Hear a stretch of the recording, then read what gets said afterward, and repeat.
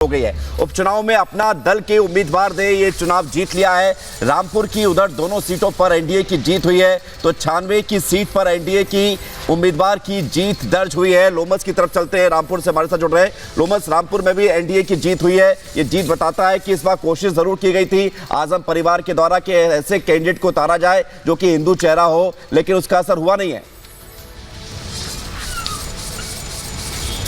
बिल्कुल विवेक, आपने देखा किस तरीके से यहाँ पे मतगणना हुई और मतगणना के बाद जो यहाँ पे परिणाम आए तो कहीं ना कहीं वो चौंकाने वाले थे, क्योंकि जिस तरीके से आजम खान ने ये दावा किया था कि ये पूरी सीट यानी कि स्वर सीट पूरी तरीके से सपा की है, लेकिन यहाँ पे विपरीत यहाँ पे परिणाम आए और कहीं ना कहीं अपना दल एस के जो प्रत्याशी है उनकी जीत हुई है, जो कि भाजपा की सहयोगी पार्टी है। हमारे साथ कई यहाँ पे लोग यहाँ पे मौजूद है, लगातार ही वो इस जीत का जश्न मना रहे थे। हमारे साथ कई लोग हैं, उनसे बात करने की कोशिश करेंगे। किस तरीके से इस जीत को देखते हैं आप? देखिए, सबसे पहली चीज ये कि हमारे रामपुर शहर में आजम खान का एक रोल प्ले हुआ था बहुत दिनों से, जिस मिथक को हमने लोकसभा प्रत्याशी पहले हमने अपना जिताया, उसके बाद रामपुर सदर में विधानसभा जो आज तक कभी नहीं जीती थी वो हमने जिताया, और उसके बाद स्वार क्षेत्र में उनके बेटे जो हैं वो ये लगे हुए थे।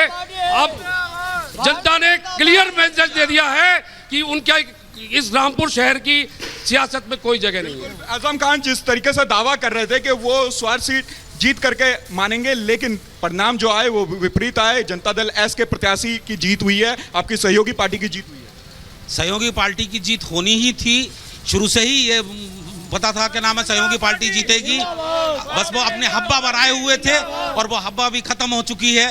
अब आजम खान जो हैं यहाँ से पूर्ण रूप से हार पूरी तरीके से सपा का सुपड़ा साफ हो गया। किस तरीके से देखते हैं? बहुत जो है उन्होंने बहुत जो है आतंक फैला रखा था यहाँ पर जो है। आज ये जो आवाजें सुनाई पड़ रही हैं विशाल, ये किसी वक्त इस तरह की बातें करने से डरा करते थे, लेकिन आज भय मुक्त माहौल है उत्तर प्रदेश में, ये स्पष्ट तौर पर नजर आता है और ये इन नतीजों में जो आ रहे हैं निकाय चुनाव के, इसमें भी दिख रहा है। चलिए सीधे रुक करते हैं मीनाक्षी के पास इस वक्त अपडेट है, वॉर रूम में वो मौजूद है। Meenakshi, over to you.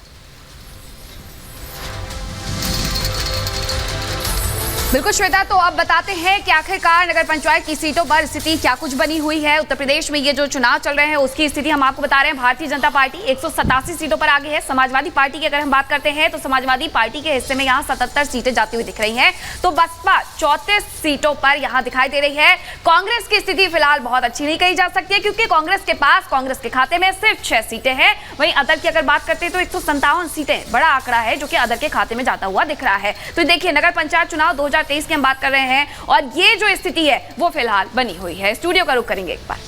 बिल्कुल, लगातार मीनाक्षी जो आंकड़े आप बता रही थी और तमाम सहयोगी ग्राउंड हमारे साथ बने हुए हैं। जतिन का एक बार रुख कर लेते हैं। जतिन प्रयागराज में मौजूद है और जतिन, जैसे वहां से तस्वीरें आपने दिखाई और साफ तौर पर प्रयागराज में बीते कुछ दिनों में बहुत कुछ हुआ है कानून व्यवस्था को लेकर, माफियाओं को लेकर, जिसको लगातार आपको बताएं कि किस तरीके से सवाल भी यहाँ कुछ दलों ने खड़े किए थे, लेकिन जतन उस सवालों का जवाब जो है वो यहाँ की जनता ने दिया है कि जिस तरीके से गुंडों माफियाओं को पाल पोस कर बड़ा किया था, उनको इस सरकार ने किस तरीके से खत्म करने का और उनकी असल जगह पहुंचाने का काम किया।